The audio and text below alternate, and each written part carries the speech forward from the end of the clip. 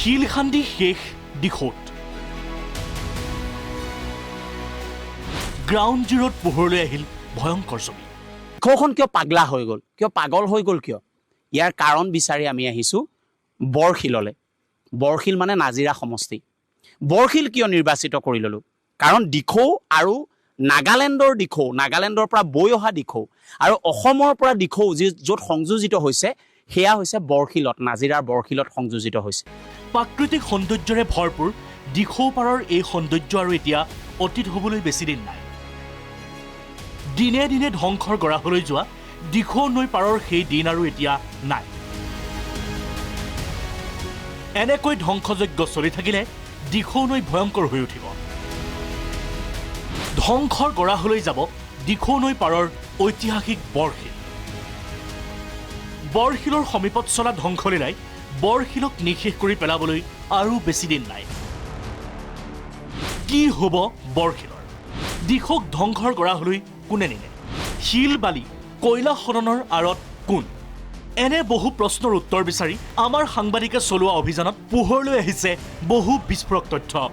আহোম যি বুৰঞ্জী, এই বুৰঞ্জীৰ এক স্বৰ্ণীল পৃষ্ঠা। এই বৰশিলতে ৰজা ভেটি বুলি কোৱা হয়। এই টুকুৰাতে এই বৰশিলৰ ওপৰত বহি ৰজাই বৰশী বাইছিল কোৱা হয়। এই বৰশিলৰে আপোনাৰ যিটো ৰজা ভেটি বুলি কোৱা হয়, এইটো পঞ্চায়তটো ৰজা ভেটি পঞ্চায়ত, নাজিৰা সমষ্টি। ৰজা ভেটি কিয় কয়? ইয়াতে দুজন ৰজাৰ ভেদ হৈছিল, মুখামুখি হৈছিল, এজন নগা ৰজা আৰু এজন আহোম ৰজা। গতিকে ইয়াৰ এক ঐতিহ্য আছে, বুৰঞ্জী আছে ইয়াৰ। এই যিটো বুৰঞ্জী, এই বুৰঞ্জীটোক এতিয়া বিদাৰি পেলোৱা হৈছে, এই বুৰঞ্জীটোক এতিয়া আঁচুৰি পেলোৱা হৈছে। বৰশিলৰ কাষত আছে লক্ষ্মীজান বাগান, তাৰ গোটেই কাষটো শিল মাফিয়াই খান্দি আমি ইয়াত শ শ ডাম্পাৰ। আৰু এটা আপোনালোকক ছবি দেখুৱাম এতিয়া, আপোনালোকে দেখিব। আমি য'ত আছোঁ এই অসম ন, সেইফালে জুম কৰি দিছে, বগা বগা ঘৰ কেইটামান দেখিব এই সেউজীয়া পাহাৰটোৰ তলত। সেইখন হৈছে নাগালেণ্ডৰ এক ফৰেষ্ট গেট বুলি ক'ব পাৰে আপুনি, ফৰেষ্ট গেট। আপোনালোকে দেখিব এইটোত নগা পাহাৰ আৰু এই বগা যিকেইটা ঘৰ জুম কৰি দিছে, তাতেই যিমান কয়লা গাড়ী আছে পইচাটো তাত লয় নাগালেণ্ড চৰকাৰে। সেইটো তেওঁলোকৰ চৰকাৰে কি কৰে এইটো তেওঁলোকৰ কথা। কেনেবাকৈ JCB বা ফকলেণ্ডৰ আঘাত পৰে তেতিয়া হয়তো এইখন বৰশিল হৈ নাথাকিব। বনভোজ খাবলৈ অহা লোকসকলেও ইয়াত বহুত অৱমাননা হৈ যাব। সকল লাগি আছে ইয়াত বনভোজৰ দল আৰু আহিবৰ কাৰণে, এখেতসকল লাগি আছে বৰশিলক বিখ্যাত কৰিবৰ কাৰণে, আৰু এটা চাম লাগি আছে শিলটোৰ মাফিয়াগিৰিৰে শিলৰ যিটো কাৰোবাৰ দিখৌ বুকুৰ পৰা। এতিয়া দিখৌ বুকুত শিল নাই, শিলটো দিখৌ পাৰত আছিলে, যিমানবিলাক আছিলে এইটো খান্দি এদায়, ইয়াততো খান্দি এদায়। দিখৌ পাৰত যিমান শিল আছিলে সেই শিলবিলাক এতিয়া খান্দিবলৈ আৰম্ভ কৰিছে। আপুনি শুনিলে, আপুনি দেখিলে কি ভয়ংকৰ ৰূপত দিখৌ পাৰত চলিছে শিল খনন কাৰ্য। নৈৰ বুকুত শিল খনন কৰি শেষ কৰা সেই মানুহবোৰৰ এতিয়া চকু বাগানৰ তলত পোত গৈ থকা শিলত। বাগানৰ গছ কাটিও শিল খনন কাৰ্য চলিব নেকি? দিখৌৰ প্ৰতি ইমান লোভ কিয়? দিখৌখনৰ প্ৰতি ইমান লোভীয়া কিয়? তাৰ কাৰণটো মোৰ পিছফালে চাওক। দিখৌত আচলতে আছে কি? কিয় লোভ লাগে দিখৌখনলৈ? আৰু এই লোভ লগা যিসকল আচলতে কি বুলি ক'ব আপুনি, মইতো কালিৰ পৰা খকুৱা বুলি কৈ আছোঁ, যিসকল মানুহ আছে যিসকলে দিখৌখনক খাব বিচাৰে, সেইসকল লোকৰ যিটো খোৱা খাদ্য, সেই খাদ্যটো হ'ল এইটো যে বিহুবৰ যিখন চাহ বাগিচা তাৰ বাম। ইয়াত 250 ঘৰ মানুহ ইয়াত থাকে। এজন ককাইদেৱে আমাক ইয়ালৈ লৈ আহিছে। এই মানুহজনে যুদ্ধ কৰি আছে বহুদিন, ইয়াত সুৰক্ষা সমিতি বনাইছে, নিজে শিলগুটি তেওঁলোকে পিষ্টল উলিয়াই দিয়ে যিসকলে খান্দিবলৈ আহে, আৰু এখেতসকলে কি উলিয়াই? শিলগুটি। আমি কোনো আজি মোৰ 49 ইয়াৰৰ ইয়াত এনেকুৱা এটা পানী দেখা নাছিলোঁ।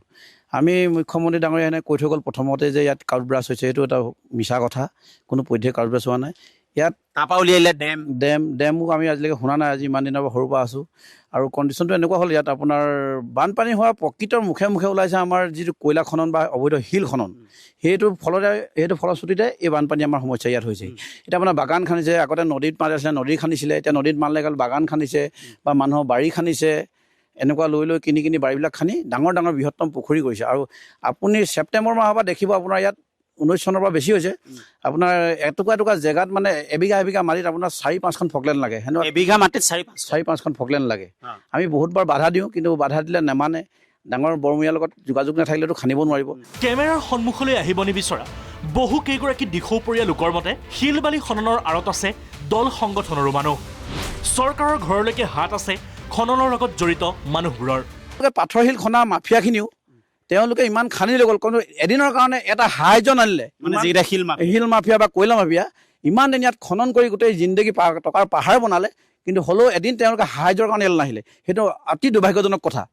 তেওঁলোকে আপুনি চাব এইবছৰ কি হয় নাজানো, কিন্তু যদি প্ৰশাসনৰ লগত বা চৰকাৰখনৰ লগত ভাল বুজাবুজি থাকে এইবছৰ খনাৰ সম্ভাৱনা আছে। মোক এটা কথা কওকচোন, যদি বানপানী নাহিলেহেঁতেন এই সময়ত কিমান ফকলেন ইয়াত লাগি থাকিলহেঁতেন? ফকলেণ্ড মানে আপোনাৰ এতিয়া ধৰক বৰ ৰজাপোলা, আমাৰ অসমৰ কথা কৈছোঁ, আপোনাৰ বৰ ৰজাভেটা মানে যিখন আমাৰ বনভোজস্থলী, অসমৰ সমগ্ৰ অসমে জানে এখন বনভোজস্থলী আছে। ইয়াত এটা ৱাটাৰ পাম্প আছে, আমাৰ ONGC পানী কঢ়িয়াই দিয়ে।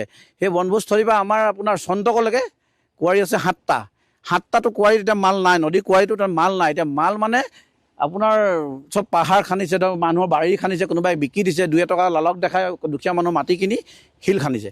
আৰু আপোনাৰ এবিঘাত যদি আপোনাৰ 4-5খন ফকলেণ্ড লাগিবলৈ, ইয়াত হাজাৰ বিঘা মাটিত ফকলেণ্ড লাগি থাকে মানে। যদি এই শিল খনন কয়লা খনন চৰকাৰে ৰোধ কৰিব নোৱাৰে, তেতিয়া এদিন মৃতনগৰত পৰিণত হ'ব শিৱসাগৰ। অহাবাৰ বানপানী নাহিব নেকি, বা এনেকুৱা ঘটনা আগন্তুক কেলেণ্ডাৰত নাহিব নেকি?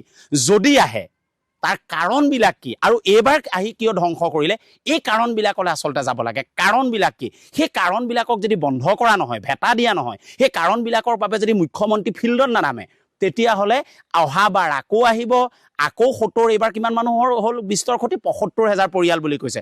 অহাবাৰ আকৌ 75, আকৌ 85,000 হ'ব। এইটো সাধাৰণ কথা। এবাৰ আকৌ বানপানী আহিব নেকি, এই প্ৰশ্নটো এৰি থৈ গ'লো। Bureau report, Prag news.